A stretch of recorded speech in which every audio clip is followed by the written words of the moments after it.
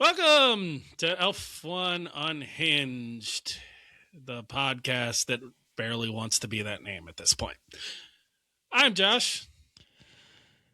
And I'm Tyler. And hey, Sunday sucked just as bad as we thought it would. I just like that you said Elf 1 Unhinged. I don't even give a fuck at this point. And before anyone tries to throw the overtaking statistics at me, I would like to remember and remind people that these are the same people who've been telling me for years that the Miami GP sucks, even though there's a bunch of overtakes. So I refuse to listen to your bullshit about Australia being good because there were a bunch of overtakes. Yeah, Sorry. suck on it. Suck on it. That race sucked. Everything about it sucked. There were 5 laps of where it didn't suck. And most of that was because Arvid Lindblad was a beast and kind of fucked up everybody's day. I mean, I would say the first 15 were pretty solid. I wouldn't go that far, but only because once people's energy stabilized, the race was horrible. Yeah, he had Lando down by over 30 seconds in 5th place for most of the race. And really, once it became a every other corner energy differential battle, it's not exciting. That's not fun to me. Like watching somebody drive by somebody 30 miles an hour faster is why we got rid of DRS, isn't it? So why are we excited about this? Wasn't that the argument for DRS when we got to tracks like Spa and it wasn't a race, it was just somebody flying by at a high rate of speed? I already missed DRS like it was my long lost son that I never had. And, you know, Lando Norris brought up a good point, and I know I normally shit on Lando, but I actually think he said something really important that I didn't think about. Somebody's going to get launched. When you close on cars at this rate of speed, at some point it's going to go wrong. Somebody's going to run into the back of somebody 30 miles an hour faster, and you're going to get launched in the air. You know what immediately came to my mind? And it's something I've always worried about. But this is the first year that I worry it could be a problem. Yeah. The bank turns in the Netherlands. Yeah, you're right. Because if you hit a car at the right point, at the right speed, they're flying. They're flying over the fence into the crowd. Especially that last turn. Yeah. You go through Tarzan and somebody's 30 miles an hour slower because they screwed up their energy management. You're in the crowd. Yeah. We saw quite a few close calls. Colapinto, I think everybody needs to give him some credit. Navigated that start is insane. Yeah, which I saw when you rewatch the race. I looked at the overhead view, and they don't really talk about it on the broadcast. But if you look at the overhead view, he actually hit the wall. Did he? Yeah. Colapinto's back tire fishtailed. Yeah, his back tire slams off the wall. I don't know how he didn't get more damage. Like, he definitely hit the wall. And it's because of a bad stall from the start. You're going to get launches there. Like Spa. I am terrified of Spa.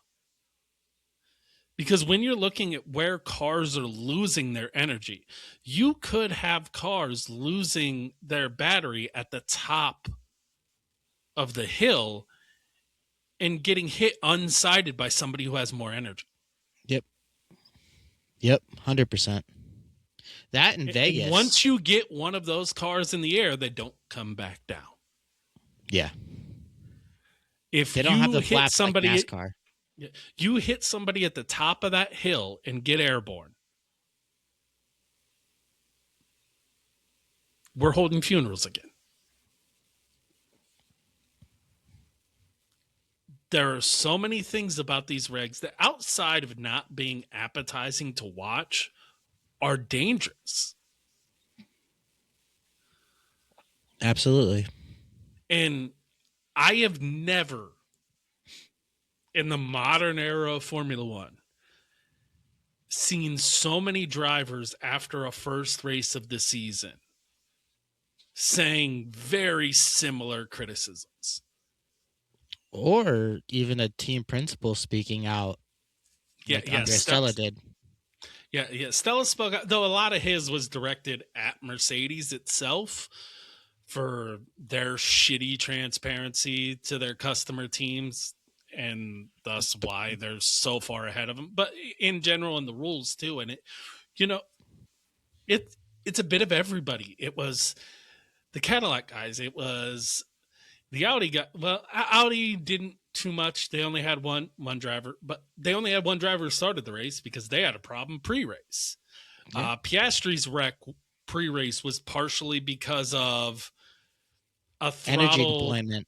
Yeah, getting about 100 kilowatts more than he would have if he'd have been full throttle, which is wild. And it spun the tires on the curb and immediately crashed out.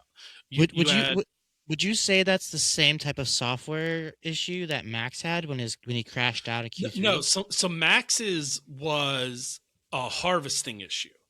The software was in maximum harvest mode, and it basically tried to harvest so much that it locked his rear brakes completely. Whereas this was a application of energy issue where he just a little bit pressed on the gas and it gave way more power than it was supposed to. But it's still software in a sense. Yeah. It's still it's different, which is actually worse. It's worse that it's two different software problems. So your second and third place drivers in last year's championship are immediately compromised. One misses the race and one doesn't get to qualify, not because of driver error, because of software issues. Like, yeah, you could say he left a wheel on the curb and spun a little bit, but the fact is that wouldn't normally happen. No, he wasn't going full speed. If you took that corner, hit the curb full speed, and then spun into the wall, sure. But this was a reconnaissance lap. Like, well, and as it was said, post incident, it gave 100 kilowatts more power than it would have provided if he was full throttle at that point. So not only has the driver taken the time during testing, 3 practices, and qualifying to learn where they can apply the pressure, but when they don't apply the pressure, it still gives 100 kilowatts more of energy that sends you into a goddamn wall. You're having these weird spikes, these weird things that aren't correlating. The reason Hulk didn't start is because they lost telemetry and couldn't gain telemetry back. There's so many of these issues that have nothing to do with the cars themselves. And this is my problem. We are having races decided by software. Yeah. Or battery harvesting, which I swear to God, if we start making that a key term, decided by software. Yeah. And even things like overtake. The overtake system is stupid to me. So we get rid of DRS and we replace it with an overtake system. But what the overtake system is when you're within a second, it is an auto deploy on every straight line situation. So it's not in the driver's hands when they deploy. It just does it? Yes, it's an automatic deployment once you were within a second. Every time you go into straight line mode, it's an auto deploy. That is such shit. Because then now the drivers have to, on a straight, be prepared for just this extra bit of juice. That could also cause an accident. They could also cause a crash. Well, then, this is what frustrates me. Because I'm old.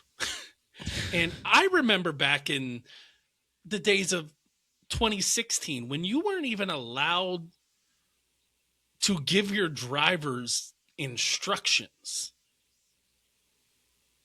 There were multiple times, the 2016 especially, in that season, Nico Rosberg got a penalty that cost him a podium because the team gave him instructions they weren't supposed to give him about engine modes. And now, and that was introduced originally because they were worried that the drivers weren't driving the cars anymore, that the teams and the softwares were.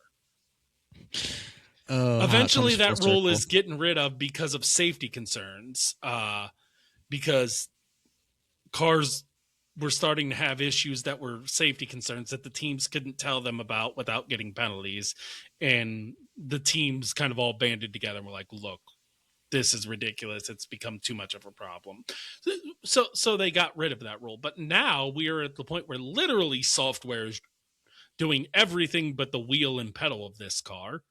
And it's controlling how much of the pedal you're allowed to use.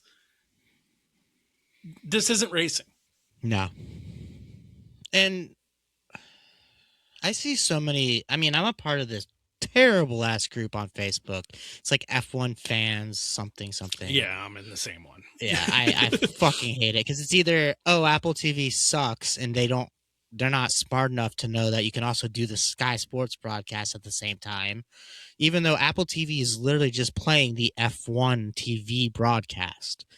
I have my qualms about Apple. The ads, the commercials. No, go fuck yourself.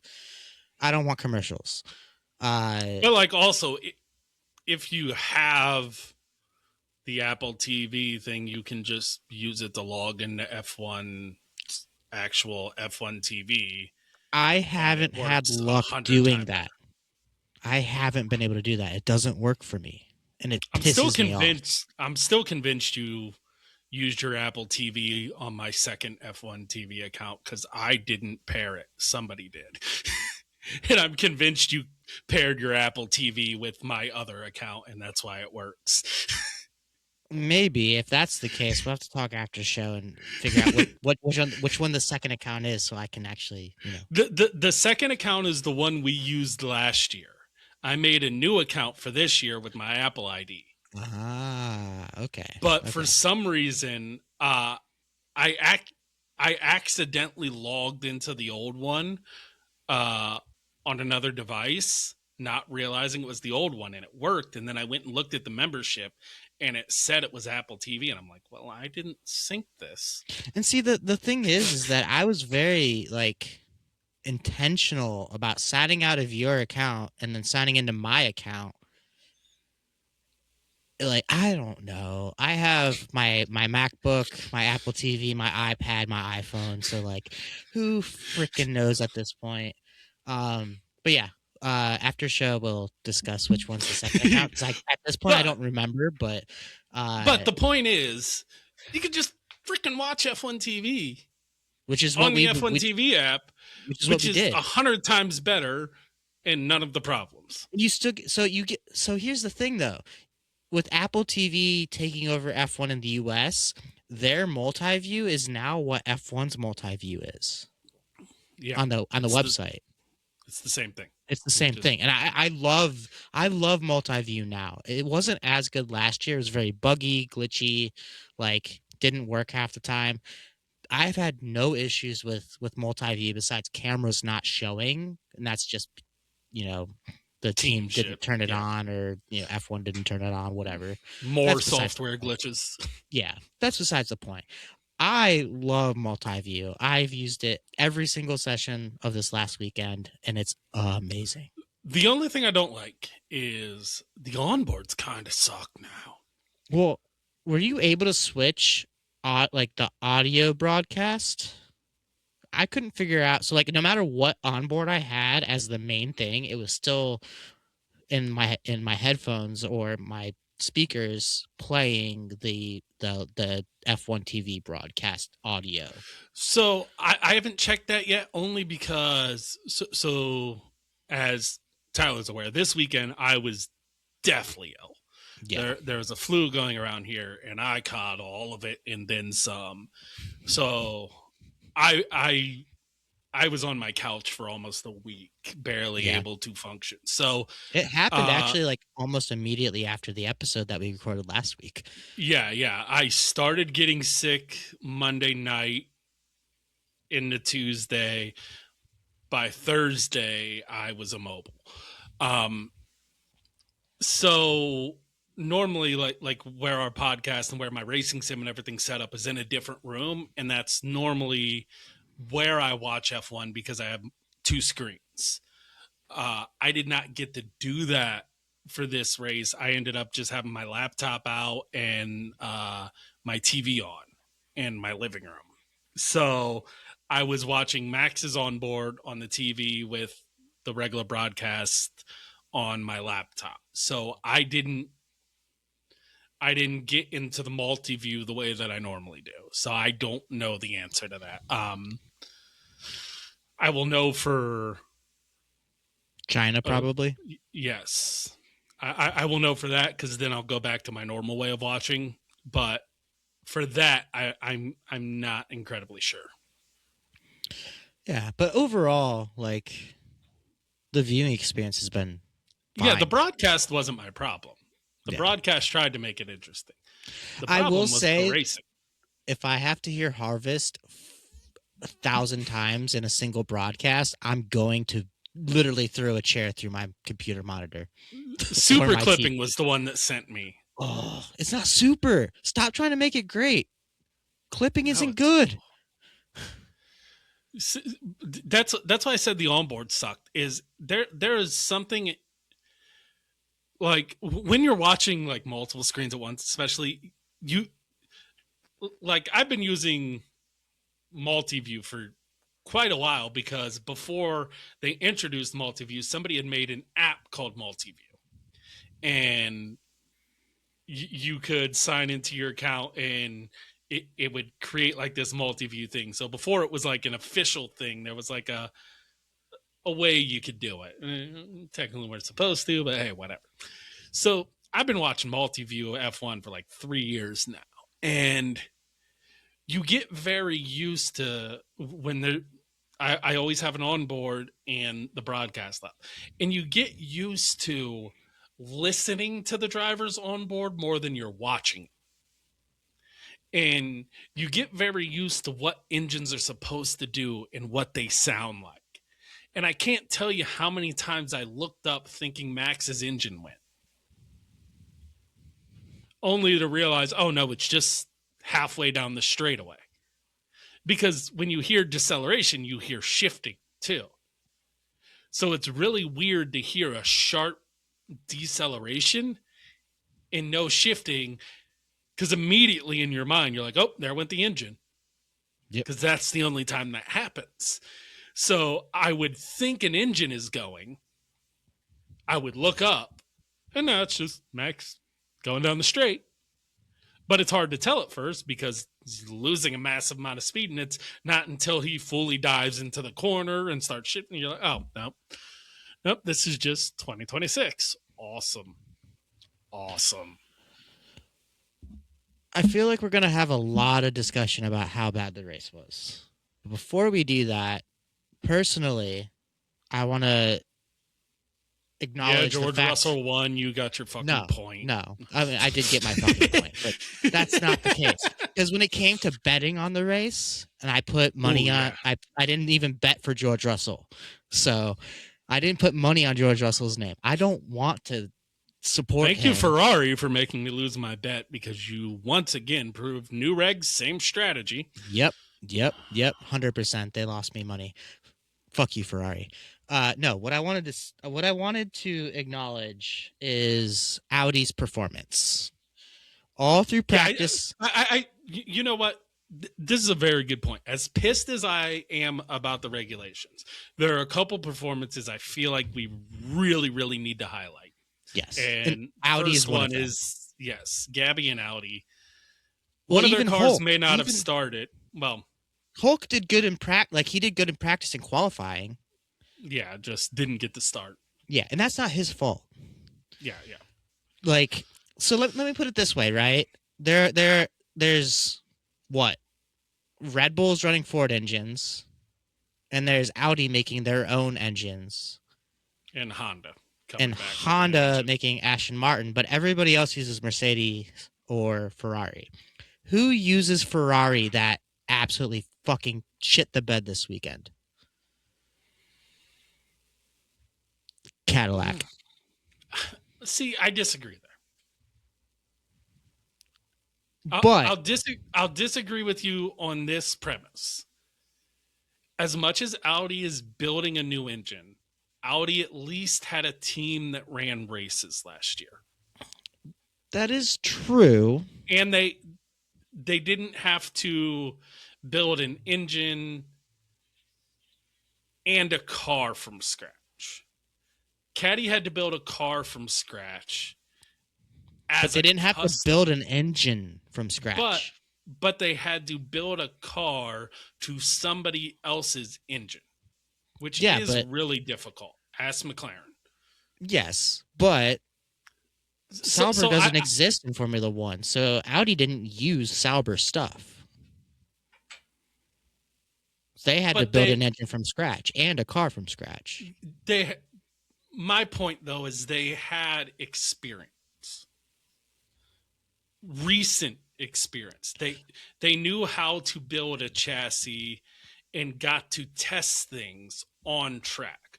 Because let's not forget, at the end of last year, teams were testing elements on their car that were meant for data for this year. So I don't want to shit on Cadillac. The only reason I shit on them is because I talked mad shit about Audi. Well, they didn't really talk about Audi. They talked about Ford and Red Bull, which was stupid. Yes, but also in some way they talked about Audi. And there is a podcast a few episodes back, can't tell you how many episodes back, where you looped Audi into that discussion. I want to point out that Audi fucking crushed it this weekend. Oh, I am not disregarding Audi's performance at all. I'm just saying it's unfair to group Cadillac in because I think Cadillac did as good as they could have done in this situation. I will agree. I'm not dumping on Cadillac completely. Cadillac should have been where Aston is, and they're not. Yeah. And I give them a lot of credit for that. Yeah. Okay. I took that the wrong way when you first said it, but yeah, no, they should have been what Aston is now, but they weren't, yes. And that's amazing. I'm not coming out here shitting on Cadillac because let's be real. When everyone said Cadillac was coming in, everyone said, "Cool, they'll be 10 seconds off the last car," and they weren't. They were fighting for positions at the back end of the field, but they were still fighting, and both cars did the race distance, and that's more than most teams could say. So I don't want to shit on them, but I agree. Audi being able to get points in the first race is on the level of Haas getting points in their first race with Grosjean.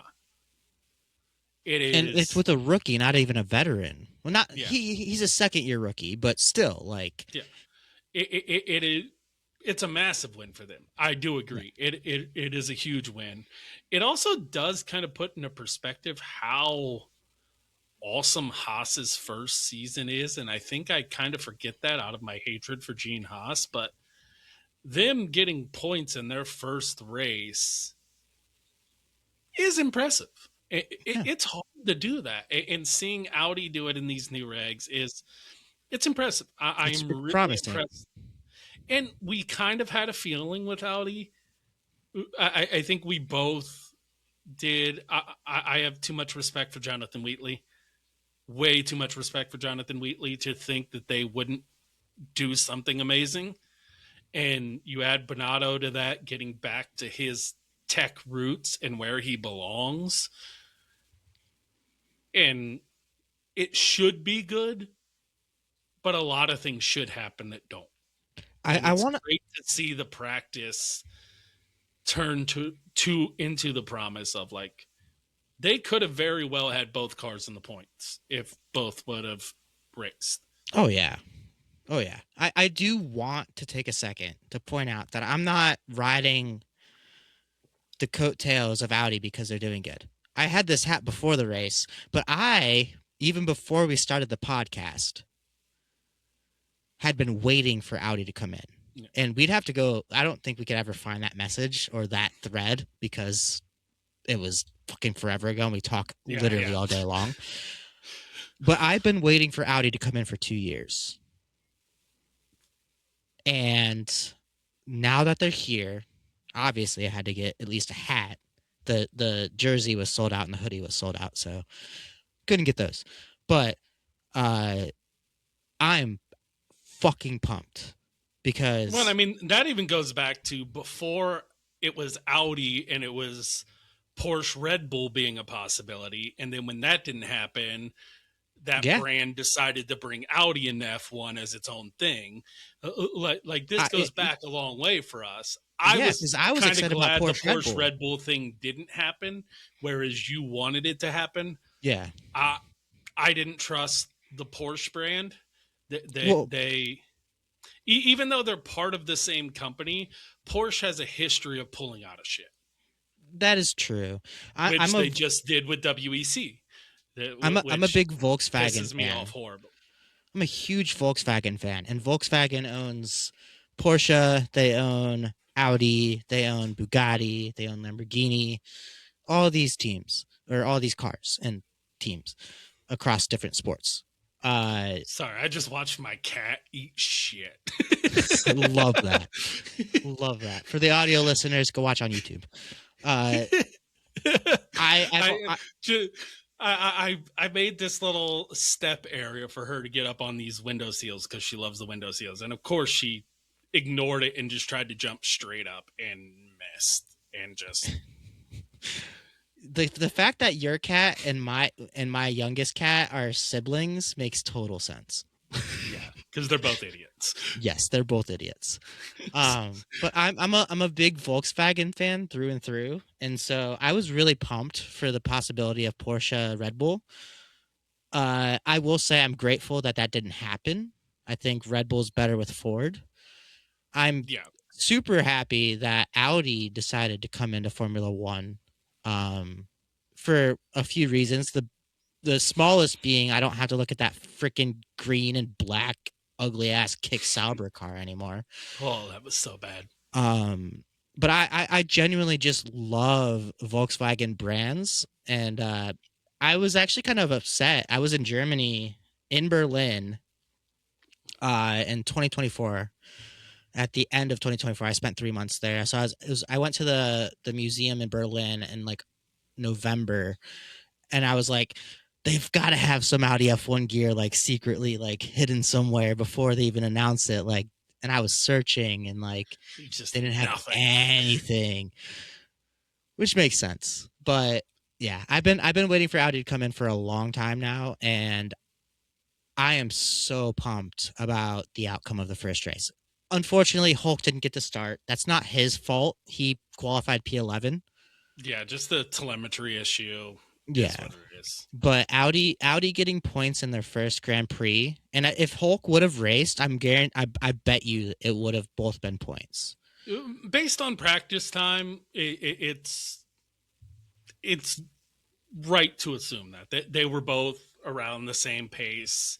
They were both in the top 10 most of practice. I could agree with that. Yeah, and they're both around the same pace. They were pretty even on qualifying last year. Hawk obviously had the huge podium result, but they were a good match for each other all year. So I agree with that. I'm really looking forward to Audi this season. I also know that I can't get my hopes too high because any team can shit the bed at any point. But that doesn't mean I'm not going to love Audi no matter what. So I just trust Jonathan Wheatley.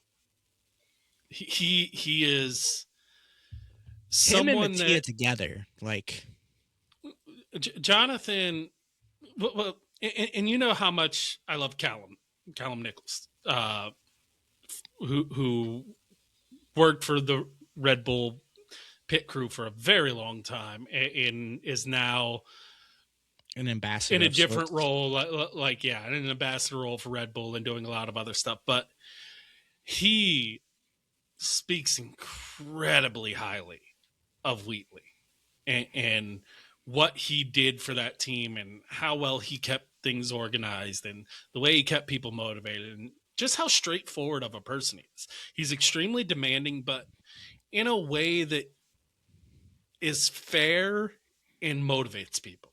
And It's not Newey motivated. Yeah, you can tell. Sauber went for the laughing stock of pit lane for their horrendous pit stops to one of the fastest crews in pit lane. And it wasn't by changing personnel on the pit crew. It was Jonathan Wheatley and the way that he instituted new ways of doing things that were much more effective. It's a guy who knows how to manage a team, and I think he is one of the best team principals in F1. Absolutely. If not the best team principal in F1. And that's a hill I will die on because I have so much respect for that man. And him leading Audi is the best decision they could have made. To pull him from Red Bull in their winning years, for sure. Well, and in the only way that you could have pulled it, and the only way you were going to get him out of a sports director role that he was killing it in was to make him a team principal.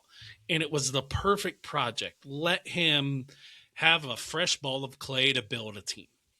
You bring in Binotto, let him deal with the tech stuff, and let Wheatley deal with the people. And I think that's the mistake Aston has made with Newey's inability to get along with people. Is when it was Newey and Christian, I've talked about this many times, it worked perfectly because you had the guy who focused on the technical and the guy who focused on people. Adrian Newey is not the guy who can focus on people. But the tech person isn't going to focus on people either. But the problem with Newey and his role, and I think it was the problem with Andy Cowlin, his role working with Newey, is you have to have a very strong personality to get Adrian Newey to follow them. Say whatever you want about Christian Horner, but he was that. He was a very strong personality. Andy Carroll wasn't. Jonathan Wheatley is a strong personality. Binotto will follow that in a similar way. You have to have those people. And I'll even, to my chagrin, give Zach Brown a little bit of that with his relationship with Stella. It's very similar in that realm. And I think it's why Toto Wolff has been a bit successful with Mercedes. I think, though they've kind of went through different technical people, I think that's why those situations work more times than they don't. Mercedes have obviously had eras where they've missed that, but when they hit, I think it's a lot to do with that relationship. You have to have those kind of relationships for it to work. I think that's why what AlphaTauri did, and as their progress of becoming what they've become back when Mekis was running it, worked so well. And now in their current state, they've continued that. Which, speaking of which, while we're talking about great teams, you get to wave your flag about Audi. I want to wave my flag about Arvid Lindblad. That was an incredible drive. There are a lot of people who thought he did not deserve that seat. Oh, he crushed it. He crushed it. And anyone who's watched our podcast and anyone like you who knows me personally, I have been waving a flag for Arvid Lindblad since he started in F2 last year. You did have a wavering point where like he hit a little waver just because ball. He got though now seeing what Alex Dunn has become, which is basically I kind Lindblad. of understand some of those wrecks a little bit more. Like I think some of those were frustration wrecks with Alex also being a chaotic driver who started off his year with a nice 5 grid penalty for his next race after taking out his teammate from the lead. So Alex Dunn is still Alex Dunning. So looking at that and looking how I think what really changed my mind too was I went back and revisited his because it's all on YouTube, his performance in the Formula Regional Oceania series that didn't have Alex Dunn in it. when he won that. And that's the Arvid that I expect to see more. And my God, granted, he did show a little bit of that problem. I think he was a little too feisty with his counterparts in the bigger team, both with Hadger and Verstappen. I'm not sure that Red Bull will appreciate how hard he fought the other team. But hey, he got his elbows out. He had a nice little battle with Hadger.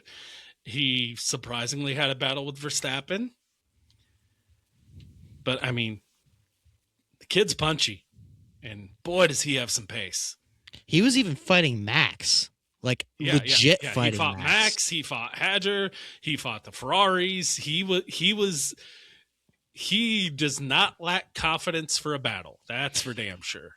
Well, and he doesn't lack pace. He doesn't lack confidence or pace. But the thing is that past RB, like Racing Bull drivers, haven't lacked confidence and sometimes lacked pace, but didn't always lack pace. But they would never fight Max, no matter what. They would never. But Arvid didn't come give in. a shit. He doesn't care. He's just going for it. There were a couple points where I was like, I'm surprised Max isn't on the radio a little bit more. But I think he was just enjoying having an actual race for a minute. But I was incredibly impressed. First off, and maybe this is a situation where the younger drivers are going to benefit from these rules a little bit. He was actually really cheeky on the race start about his energy, where basically he saved up his energy, didn't like over deploy it on the opening, waited till they got through that first turn, and then that second straightaway is when he deployed it, and that's how he jumped so many positions. Is he just drove around the outside of everybody using his boost when they had already used their boost off the line. He didn't use it off the line and instead used it in that next straight when everybody else was already depleted. And I think that was really, really smart.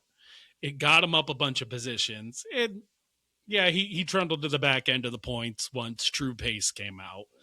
And RB kind of screwed up on the strategy too. They pulled a Ferrari where they left him out when they probably should have pit him, and that's how Norris jumped him. But I mean, also, Lando Norris couldn't pass him on track. True. That's amazing. Like, he was ahead of Lando Norris on track, holding off Lando Norris in a Racing Bull. That's amazing. And a lot of credit. And there was also, I don't know if you saw it during the race. I didn't realize it happened until I did the rewatch, but there was a really good battle between him and Ollie Behrman, where Behrman gets by him and shows what a year of experience can do, because he made a crafty little move going into the chicane at the end of that winding straight. I want to say it's like, what's that, turn 9, 10, something like that. And he stayed to the inside just enough to give him pause and took a position that he probably would have given up in the energy battle. And I thought that was really crafty from Behrman, who, again, another impressive. The young drivers really looked impressive.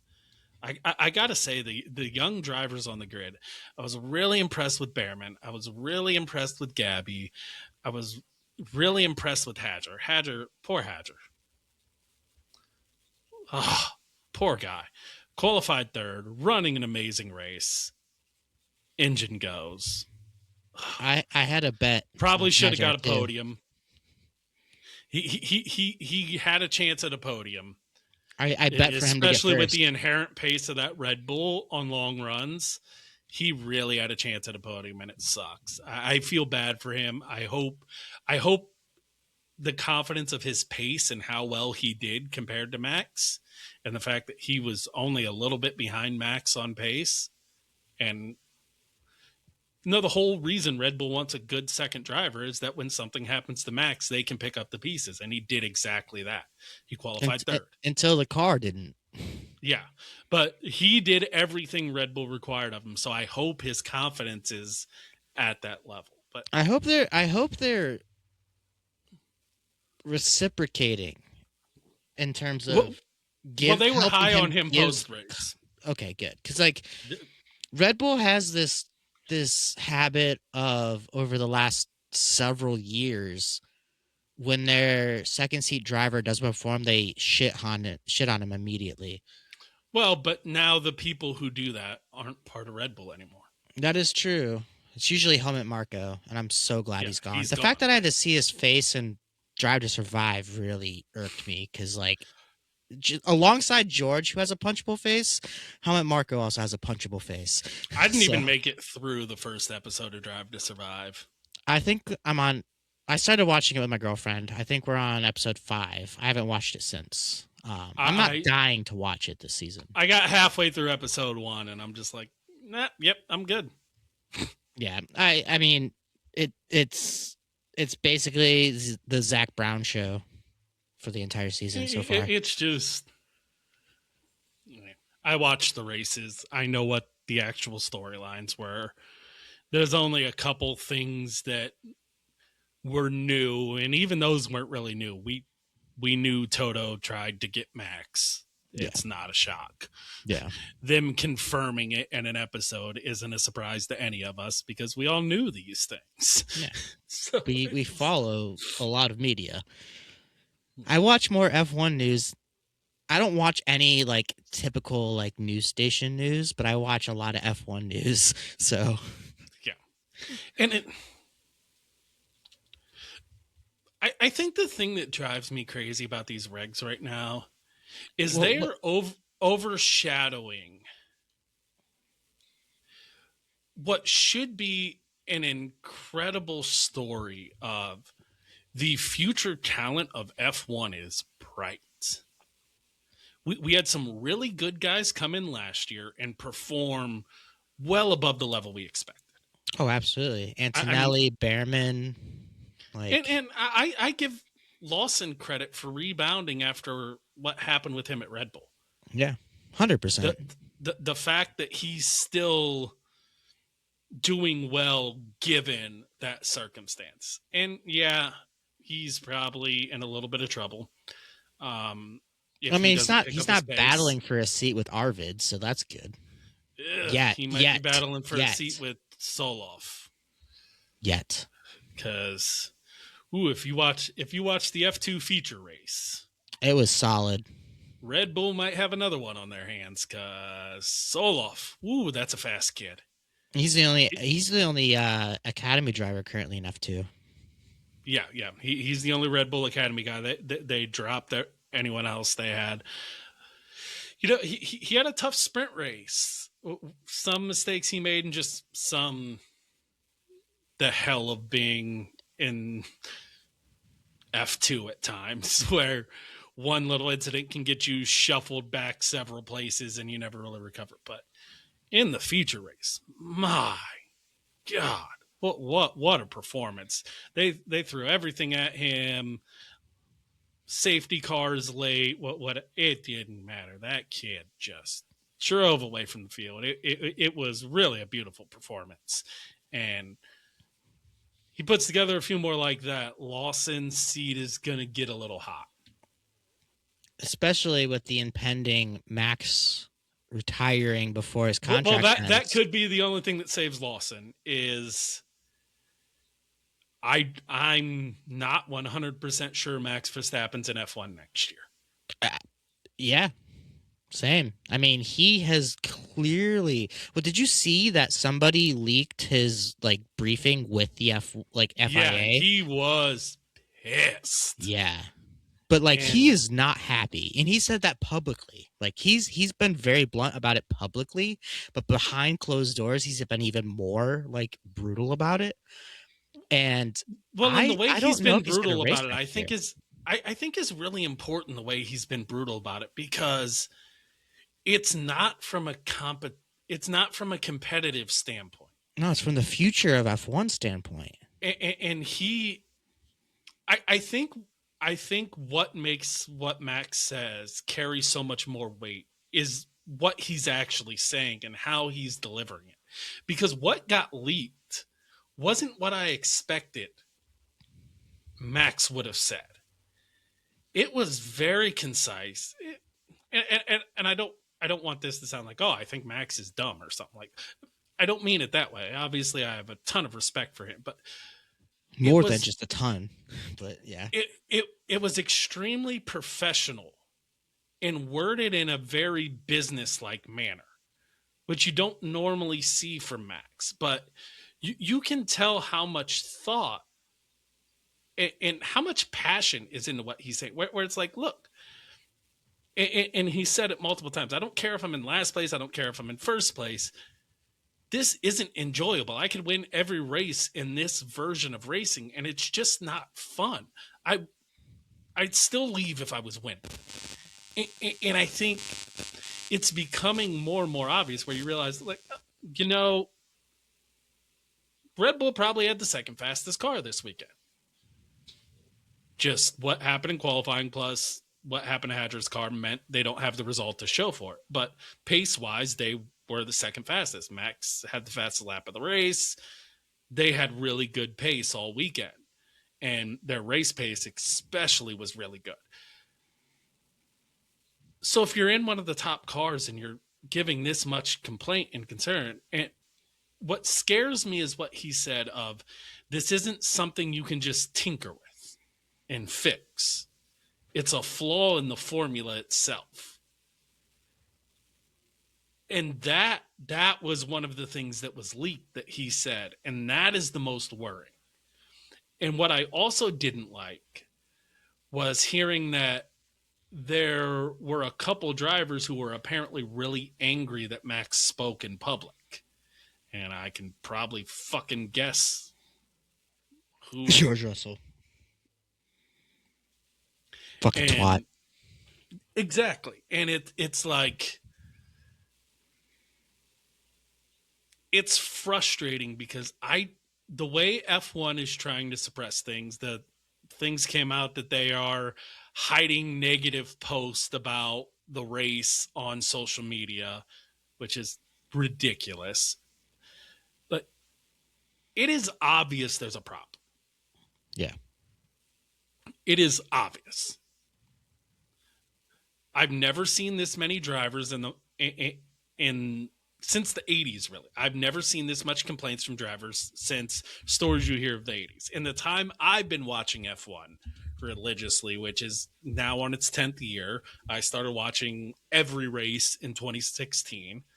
So I'm now at the 10 years of this. I have never heard drivers complain this openly, this much, in this high percentage of drivers, including drivers in good teams. Yeah. But we two of the best drivers on the grid had crashes that were software issues that ruined their weekends. Your defending champion said we went from the most fun cars to drive to the worst we've ever had. That's your defending champion wearing the number one, who normally does not make these type of statements, and even took a bunch of criticism in preseason for clapping back at some of Max's comments, which now kind of makes him look like an idiot because now he's saying the same things. Well, like I said, even if it was done tongue in cheek, it doesn't matter. Yeah, it was all cheeky. People are going to take your quotes out of context. Yeah, I mean, it's just the way it happened. If you read it instead of listened to it, you would immediately think he's a douchebag. If you listen to it, you'll know it was purely cheeky. But what we know about media is that's not what happens. Yeah. So immediately he looked like a dick. And now he is kind of stuck in that realm of being like, well, actually, these comments are fucking accurate. And when you have so many drivers. We saw that over the weekend, too, with McLaren, where Piastri would dip into first, but then drop back. Lando, I don't think got more than higher than P4 in practices. Yeah. He struggled a lot this weekend. And that's very uncharacteristic for McLaren. Because the And I last mean, 3 years they've dominated in some type of way. I don't know if you saw Perez's interview, but I didn't. it almost sounded like some regret, where he basically said, yeah, Formula One's changed a lot since I last raced. And I the don't tone enjoy it. was that was the tone of like, ooh, this is different. It, To be fair, he could have known how much it was going to be changing because these regulations were in place before he left Formula One. They were True. concrete before he got booted from Red Bull. But I don't think anybody really knew how drastic the changes were going to be. Like we've done a handful. I of know who did speculating it. I know who did. Max, the guy who had been running him in the simulator himself before anybody else. The guy who got things made into his own simulator so he could do it because the teams didn't have data quick enough. And he was sounding the alarm 2 years ago, and nobody fucking listened. Yep. And this is what stresses me out. And look, I get it. I am a Max stan. I ride this motherfucker's coattails everywhere. But Max is one of the greatest drivers we have ever seen as far as understanding how cars work. Absolutely. There is a reason Max is sought after in every series. There's a reason he's doing the 24 hours of Nürburgring. There's a reason he won the NLS race there. There's a reason he is great in anything he drives, because the man lives and breathes cars more than any driver on the grid, more than even Alonso, because it's all he does. So when that guy is in the simulator 2 years ahead of time telling you, oh, these are shit, listen to that guy a little bit, because the FIA doesn't have the best technical people. The teams do. So when the teams and the drivers, and especially the drivers who understand the sim, and I think that's really important because Max is one of the guys who understand the sim. Notice the only guys who are doing really good are the guys who understand the sims. You see all these young guys coming through. Why? Because they drive on the sim a lot. They understand how these things work. And I think you have to listen to these guys when they're telling you there's a problem. And in defense of other drivers, it wasn't just Max voicing these concerns. No, Max was just the loudest voice. And now you're seeing what irritates me is every warning Max laid out of why he didn't like the regs is exactly what we saw happen in Australia. And that's why I'm so frustrated. Because these are only a surprise to F1 because they didn't listen. If you would have listened to your drivers, it wouldn't have been a surprise. Because I heard Max telling you 2 years ago, this is exactly what was going to happen.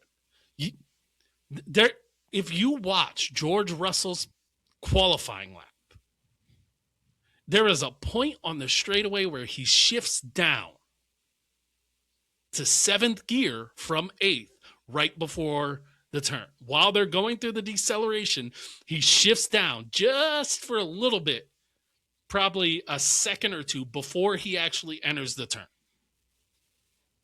Also, on the main straight, he never went above 7th gear. So he shifts down early on the back straight, but the more obvious one is on the front straight. While the McLarens were going up and Ferraris were going up to 8th gear, he stayed in 7th gear. In what fucking world does that make sense? Oh, the world that Max warned us about 2 years ago when he said 7th gear was faster in some straights than 8th. And nobody fucking listened. I'm going to keep your anger up a bit because I'm feeling it too. But on a separate topic, still along the lines of the FIA and F1, actually it's more FOM, honestly. F1, like social media, has been deleting negative comments. They've been worse than deleting. They've been hiding them too, literally hiding the comments. Yes. Criticism about the races, about the regulations, about just how shit this all is. And that I might be more pissed about it because that seems to be what our current US government fucking does. We're not a political podcast, but fuck that. That is bullshit. Because if you're so high strung on your beliefs that your regs are the perfect way to go, meanwhile, you have teams speaking out, you have multiple drivers speaking out, you have fans speaking out, and that's the most important part. Fans are speaking out. And what has F1 touted for the last decade? Fans first. We want to make the best experience for our fans. We want to make it the best for everybody. This isn't the fucking best. No, not at all. This is so far from the best. It's bullshit. And the fact that you're not only going out of your way to hide criticism, you're just outright not listening to the people that participate in your fucking sport is bullshit. So F1 and FOM, fuck off. And here's my other thing. Did we see a single overtake on pure pace, or was it all battery life? It was all battery. It was this massive yo-yo effect the entire time. And then later in the race, once everybody got on even battery, a great example was because they showed it so much on TV. There were other examples of this, but I'll use this one because it was on the broadcast so much. The Verstappen-Norris battle. Verstappen pits on newer tires, immediately catches Norris. At times, almost 2 seconds a lap faster. The moment he is behind Norris, because they are on equal battery, can't pass. Nothing happens. Yeah. And also, Norris was, for a lot of the race, 30 or more seconds off the lead. And fifth. In fifth place. 6 cars on the lead lap. 6 cars on the lead lap. Max was the last car on the lead lap. Yeah.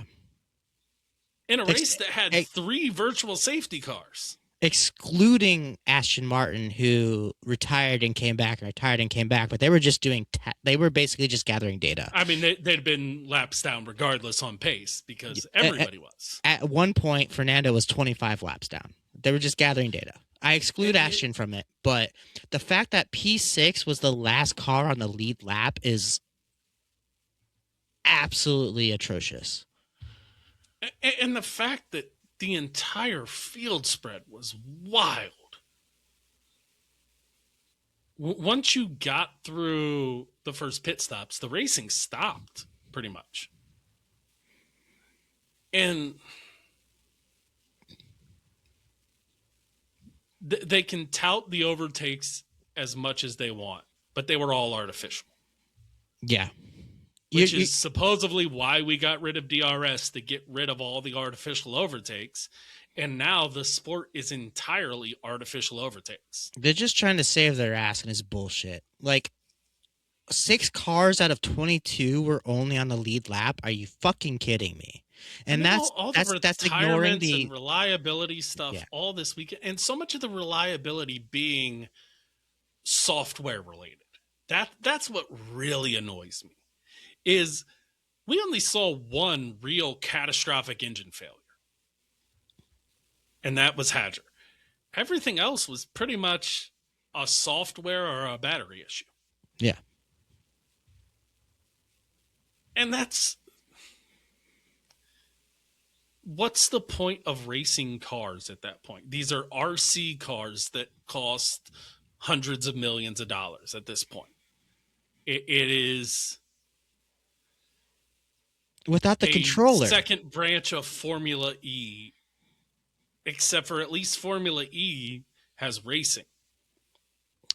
FIA, F1, FOM, you're about to become the second branch of Formula E. And to a point, I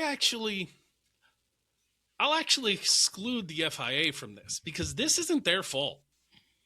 This is FOM's fault. This is Formula One's fault. The FIA was involved in this, but this is F1's project. F1 wanted this. This is what F1 itself wanted. They wanted to introduce more battery. This was their deal. So you know, for once, I'm going to kind of go light on the FIA because this isn't their fault. They have WEC that has battery technology and it's actual racing. They have other series. Even Formula E is actual racing. It may not be my thing, but you have actual races in Formula E. This is a Formula One problem. This is an FOM problem. This is, we're going to do all these things to bring in new manufacturers at the expense of the sport itself. To where it has now become a science project masqueraded as a sport that has killed what is going on the track. They tried to do too much at once, and it killed them. And the thing that scares me is the thing that has been brought up by Max and others is that this is not an easy fix. This is not all right, let's change the battery split. It's not that simple. No. This is a fundamental problem. You built a building on land that you didn't build a solid foundation on, and now there's cracks. You can't just fix the cracks. You have to fix this from the bottom, and I don't think F1 can afford to do that. I don't know what they're going to do. In all reality, I don't know what they're going to do. I don't know what they can do. I don't know if the teams can afford to do what needs to be done. I think the only reasonable thing they can do is change the regulation end date to a more reasonable, like it goes to 2031 right now. I think the only thing they could do is change it to 2029. 2028 would be too soon. Like that doesn't give enough teams. 2029 is the earliest they're able to. But even then, that means 2 horrible years of racing, and in which case you probably lose the best drivers in the sport. Yep. Lewis won't stay. Alonso won't stay. And it doesn't sound like Max wants to stay. Well, Lewis could stay if Ferrari continues to have pace, as long as they get their strategist replaced. I don't think Lewis is going to stay another 3 years in these at all, let alone in these regs. And we know Alonso's not going to. Oh, absolutely not. I think Alonso's out at the end of the season. He has to be. I think if Alonso leaves, that might influence Max too, because they have some plans to do endurance racing together. I could see Max pulling an Alonso, which is, you know what, these regs suck so bad, I'm going to leave now and go to endurance racing. And if they decide to change the regs in 2030, 2031, maybe I'll come back and see for a couple years. But if you're Max, let's look at it this way. And I know we're doing longer than we normally do on an episode, but if you were Max Verstappen and you have these opportunities to win legendary races, things that you have dreamed of doing for years, you already have 4 world titles. You are completely content with your career and what you've done in F1. You don't care about getting the record amount of championships. That's not a desire of his. And he's communicated that many times, that he does not care about getting 8 world titles. Doesn't care about matching Lewis's 7. Doesn't matter. What is keeping you in the sport right now? Red Bull will follow you anywhere. Red Bull is following him to Nürburgring. It's a Red Bull car. Red Bull Mercedes. His sim team is Red Bull. Yeah, it's funded by Red Bull. Verstappen.com exists because Red Bull. Well, it existed, and then Red Bull realized it was very important in his new contract to help fund it. It already existed. Redline was already a thing in Verstappen.com, and then they got smart and were like, hey, we want to keep you under our umbrella forever, even after you leave F1, which is looking increasingly more likely. So let's just make this a partnership for life. And that's kind of what it's become. But, I'm not saying it wouldn't exist without Red Bull, but my point is, tremendously. you have a relationship with Ford to have a hypercar drive whenever the fuck you want it. If Max wants to go into hypercar next year driving a Ford, he can, with Red Bull and Ford backing, because Red Bull is working on the Ford hypercar with Ford. That's their partnership. They're working in F1 and on the hypercar together. You know they're going to build a decent hypercar because of how well they've done in F1. It may take a year or two, but they'll get it. Red Bull also sponsors like the car. Like Red Bull has like all these sponsorships with Ford outside of just hypercars and Formula One. Well, and I mean Red Bull in general, they sponsor a lot of things in racing, but a lot of it has transferred to Ford too. Well, yeah. But in general, especially with Max, they are doing the most they've ever done for anyone, and how much they are going to support his career after F1. So for Max, there can't be a lot keeping him in F1 to begin with, other than this is the thing that he loves the most. But you ruin that love, there is nothing left for him here. I'm telling you now, if Max goes and wins, if you love seeing Max in F1, you have to hope he does bad at the Nürburgring. Because if the amazing team that he's working with, if they win that race, he's out. The elation Max is going to get from that will lead him directly to Le Mans. Yeah. And probably Daytona. And oh man, can you imagine when we go to Daytona in January, if we still can go to Daytona in January, how cool it would be to see Max potentially there? I wonder if he'd do like a GT drive there or something. That would be so sick. Ford won't be an IMSA, so I don't know who he'd partner with. But let's be real. Anyone would beat down the door to have Max and that sponsorship on board with anything. Well, didn't he sign with Mercedes? For his GT team, yes. So he could just do GT with Mercedes. Yeah, 100%. He could take a GT team there, rock out at Daytona, and I mean he could do Daytona even if he's doing F1 because it takes place at a point when nothing. Yeah, it's before testing, it's before everything, and. Max, if you're listening, you should do this. Specifically January 2027, please. Him, Fernando, and Vettel in a car together. Oh my God, I'd shit. I would melt. I love Vettel so much. And that's the other thing. He's also made plans with racing with Vettel. And Vettel's three of the guys he wants to race with, because he's talked about wanting to race with his dad. He's talked about wanting to race with Fernando and wanting to race with Vettel. They're all older people. He's not going to have many chances to do that. It has to be more enticing than ever right now to be like, you know what? I can just bounce after this year. He really, really wants to fulfill his contract because he's one of those people who really believes in loyalty and following through on things, which is why he's still at Red Bull. Even through some of the down years when he could have went other places. But you can tell that loyalty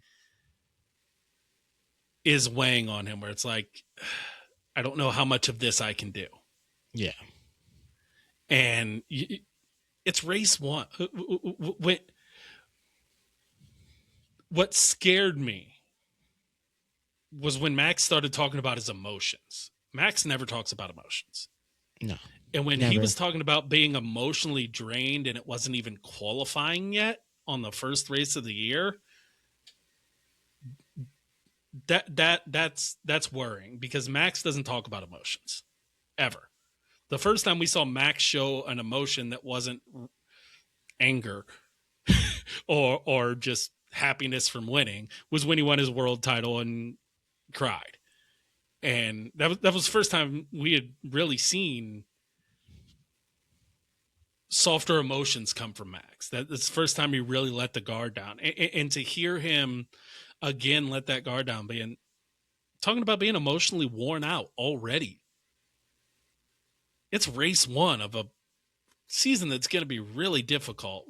At least 22 races. Race cancellations possible and all this weirdness of the calendar and everything crazy that's going on right now with the unknowns in the world, but the racing world specifically. If Max is already emotionally exhausted now,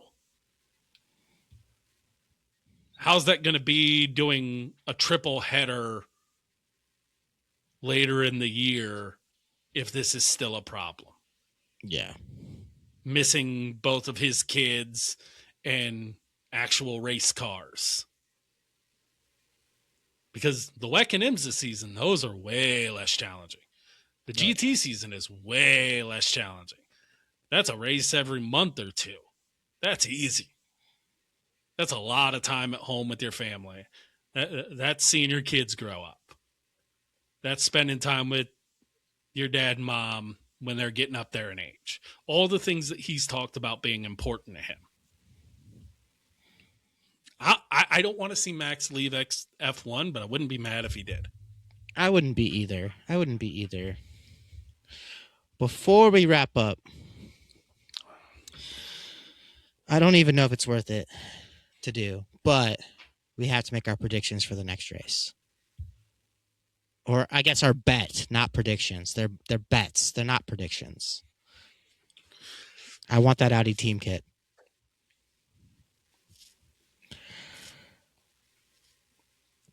And it's the reason I don't know if it's worth it because you're first this time. I went first last time, so you're first this time. The reason I don't know if it's worth it because it kind of at this point until January or June 1st when they exclude the like engine ratio thing. If that's even what it is, we still don't 100% know. I think it is. I think it's helping with their energy recovery. Oh, absolutely. But I could be wrong. They could do that and Mercedes still be half a second ahead of the field.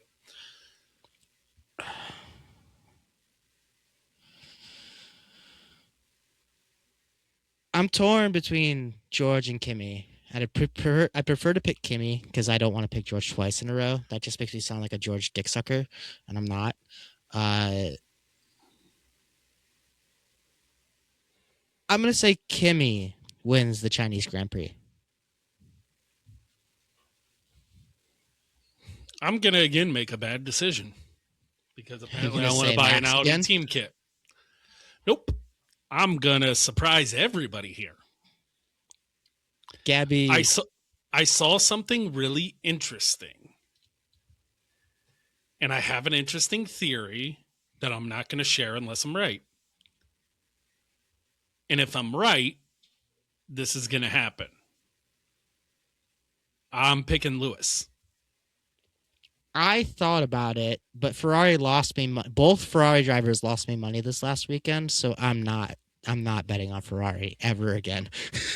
Ever. I have a very interesting theory, and I'll sit on it for now. But I think if Lewis gets in the lead, he wins China, and with whatever the fuck Ferrari cooked up for their starting, one of the two Ferraris is going to be in the lead in the first lap. Lewis does well at China. He did win the sprint race in China, which there will be a sprint race weekend again this weekend. But we're not going off sprint races. We're only going off Grand Prix races. I know, but this is a track that even when Ferrari's not doing well, Lewis does well at. And Lewis was one of the few happy drivers. Lewis seemed, for the first time in 3 The first years. time really since 2021 I've seen Lewis happy.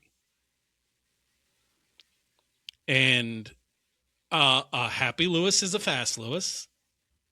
And maybe part of this is just me wanting to see Lewis win at least one race in a Ferrari. I would love that so much. Look, there were the years of Max and Lewis, and some of the things that happened left a bad taste in my mouth for a while. But the fact is, Lewis is still one of, I consider, the 2 greatest drivers of all time.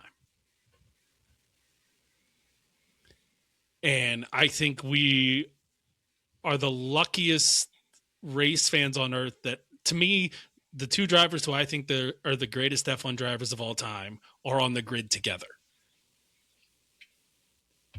and raced each other for a championship. And I think we are very lucky for that. And I think that's part of why these rules piss me off so bad is the crop of drivers is incredible. One of the deepest crop of drivers we've ever had. And I would love a world watching Lando, Lewis, and Max fight for a title against each other to see which guy who's won a title before can win another one in a better set of regulations. But Lewis has to win with Ferrari. I cannot stand the idea of Lewis ending his career without a win at Ferrari. That would be terrible. And it's turning me into a Lewis fan at times because if Max can't win, I want Lewis to get one. At least one. It'd be cool if he got a couple, but one. Get one. I would be so happy if Lewis won and you got a point, just because then I didn't have to root for George. I just, there's a couple tracks that I think are good tracks for Lewis to have a chance. This is one. Lewis has always done pretty well at China. It's a track that he's always been really good at, and he did really good last year. I have some faith in Lewis. I don't have any faith in Ferrari, but I have faith in Lewis. And yeah, I'm going to go with him also because I'd rather lose money than bet on George Russell. I would have loved to pick Leclerc or Lewis over either Mercedes driver. Ferrari lost me money this last weekend. Fine. Money's money. But in losing me money, they proved something. And yeah, go ahead. The thing is that they had it.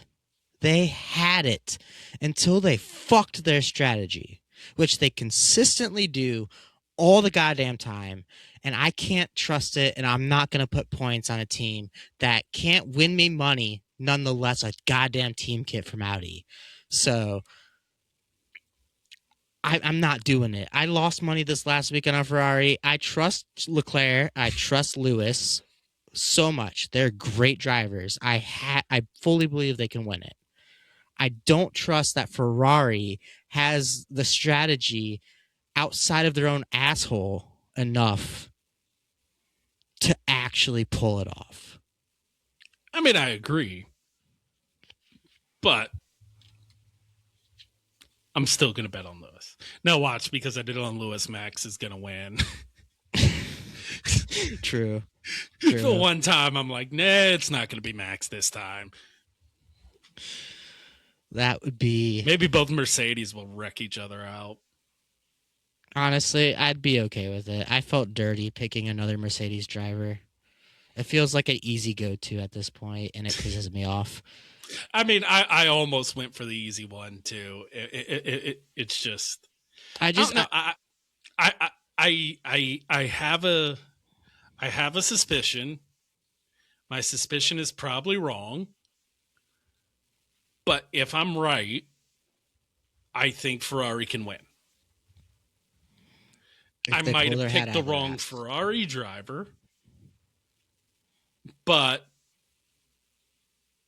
that was out of who I really want to see win more, honestly. Like, Yeah. I have nothing against Leclerc, obviously, but I just really want to see Lewis win a race. Me too. Me too. So much, actually. And already recognizing that the championship is probably not going to Max this year, so whatever. But I had made a comment when we weren't on the podcast that I kind of wish I could have traded Hadger's blown engine for Max blowing an engine, because I felt like Hadger really could Really have had used it. that result to skyrocket, whereas sixth place isn't going to help Max all that much. Max knows he's good and knew that he could get that high up. But Hadger, him having a good result like that in his first race would have been awesome. It would have been So astronomical. I've already accepted the championship is over for Red Bull. I don't think they have a shot at it this year.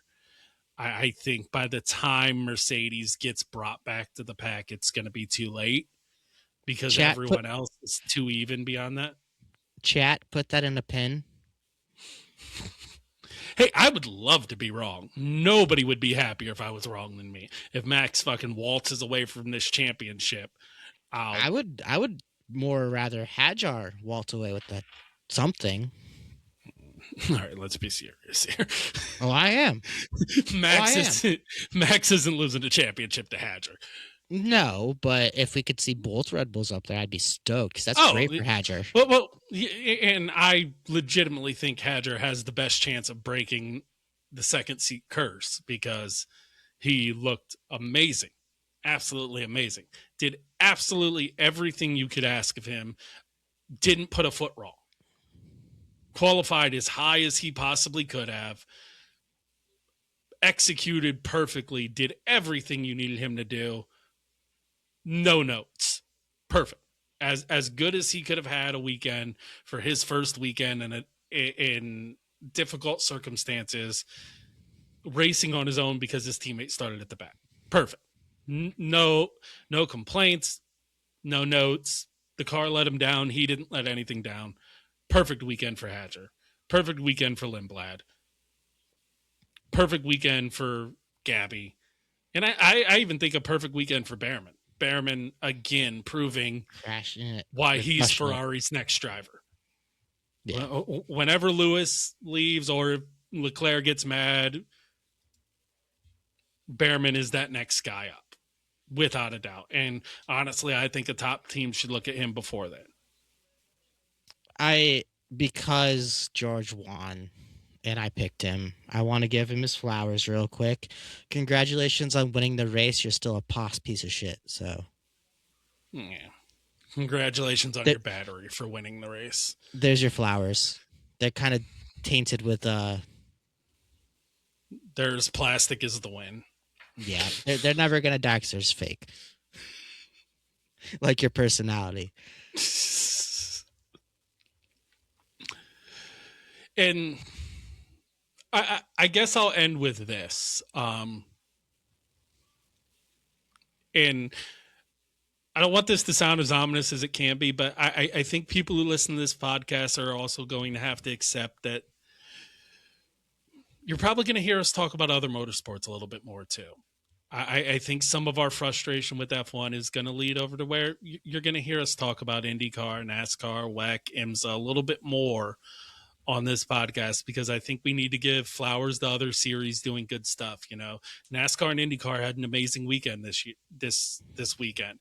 They shared the track at Phoenix and did this awesome Saturday, Sunday race, and both races were amazing, involved late passes for the lead on guys who did really good tire strategy. Amazing races, but both races were great. And I think for competing for eyes in American markets, Indy's on a bigger platform than they've ever been. NASCAR seems to have figured out some of its problems because they actually listen to their drivers. Well, the courts listen to their drivers. But whatever. Some of the problems with NASCAR seem to have fixed themselves in racing with experimentation and what they've done. The racing has been amazing to start the year. IndyCar looks good to start the year. And they're worth talking about. And I think going forward, I think you're going to hear us mention those a little bit more, to where this isn't going to be always 100% Formula One, because until they improve the racing, I feel like we owe it to other series who are doing good racing. Fully agree with that.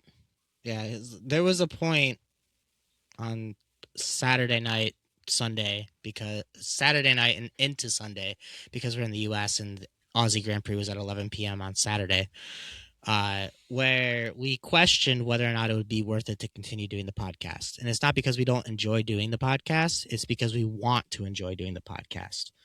We don't want it to be negative all the time. We don't want it to be shitting on Formula One or anything like that. Which is what it's been for the last month. And if not more. That sucks.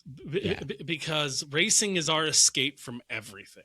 We love racing. And to come on every week and feel like it's mostly negative is draining. It's emotionally draining, because we want to enjoy what we're doing, and we know if we're not enjoying it, you guys aren't enjoying it. So, and we're not going to fake it either. Yeah. Like that's most of the reason why we rebranded from F1 Downcast to F1 Unhinged, just because we felt like we couldn't fully speak our true mind and our actual thoughts with F1 Downcast. We rebranded to F1 Unhinged, so we could, like the name says it all, we're unhinged. We don't have anybody holding us back from saying exactly how we feel. And I don't want every episode to just be a super negative thing, because we're not always negative people. We always find something good to say. Yeah, we're typically joyous people, and that's kind of why it's been draining. So what our aim is going to be, and we don't have a percentage or any plan for it, but like, we're just going to start talking mostly about the stuff that we enjoy. And because this has to be a mostly positive thing, because motorsport is what we come to get away from the negative, and that's more prevalent now than it's ever been. And we want to escape to something positive, and we don't want to be downers to other people. So we're going to include more of the positive things going on in motorsport going forward, even if that means covering a little bit less of F1 at times, where we just focus on the basics of what happened and don't get necessarily into some of the details that are a downer. Absolutely. It also makes me question our rebranding to begin with, because we could have just went with a more broader name, but whatever. It is what it is. We could always rebrand again. Formula Unhinged. Fuck it. Racing Unhinged. Yeah, we'll figure. But the most important thing is we want to make sure everybody enjoys things. And if we're not enjoying it, you guys aren't enjoying it. And let's face it, from testing, we haven't been enjoying F1. So not saying we're not going to cover F1, but I think it's going to be a bit broader to where we involve some things that happen in other sports to other motorsports. I still think the primary basis would be Formula One, though, because that's where our heart lies. Yeah, that's our primary. That's where the heart is. But we're going to include some, like, hey, this happened in NASCAR. This happened in IndyCar. Yeah. So just preparing everyone for that, and to understand that going forward, we're going to try to leave some of the negative stuff out of it, unless it's something that has to be said, because I feel like we've said everything that can be said about these rules, and they're either going to change them or they're not. And if they don't, it's pointless to keep going down that road, because obviously nobody's listening. Yep. They're not listening to the drivers. They're not listening to other media. So if they're not going to listen, we're not going to bother wasting our voice on it. We'll talk about the drivers. We'll talk about the races. And that's it. Fully agreed.